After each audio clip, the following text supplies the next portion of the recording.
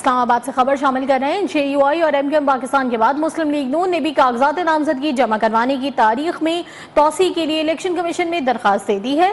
نون league نے استدعا کی ہے کہ کاغذات نامزدگی جمع کروانے کی تاریخ میں 24 دسمبر تک کی توسیع کی جائے۔ بتاتے چلے آپ کو کہ پہلے جے یو آئی کی جانب سے درخواست دی گئی تھی اور اس کے بعد ایم کیو ایم نے بھی یہی کہا تھا کہ توسیع کی جائے تاریخ میں، اور اب مسلم لیگ نون نے بھی کاغذات نامزدگی جمع کروانے کی تاریخ میں توسیع کے لیے الیکشن کمیشن میں درخواست دے دی ہے۔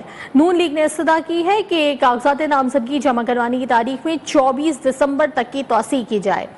یہاں آپ کو بتاتے چلیں کہ 22 دسمبر لاسٹ ڈیٹ ہے اور حتمی طور پر تمام کاغذات نامزدگی جمع کروانے ہوں گے 22 دسمبر تک، لیکن اب مختلف جماعتوں کی جانب سے کہا جا رہا ہے کہ وسیع توسیع کی جائے اس ڈیٹ میں۔ احمد نواز سے دیگر تفصیلات جان لیتے ہیں۔ احمد نواز، آگاہ کیجیے گا۔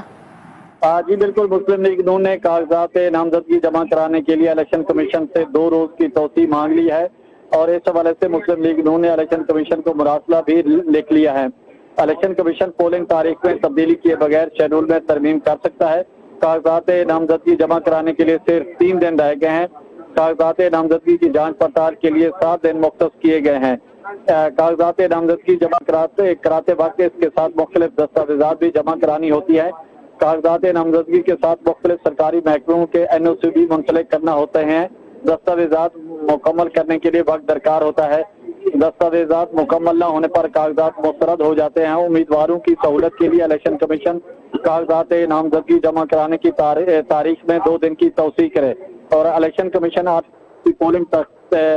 پولنگ کی تاریخ تبدیل کیے بغیر الیکشن شیڈول میں ترمیم کر سکتا ہے۔ جی بہت شکریہ احمد نواز۔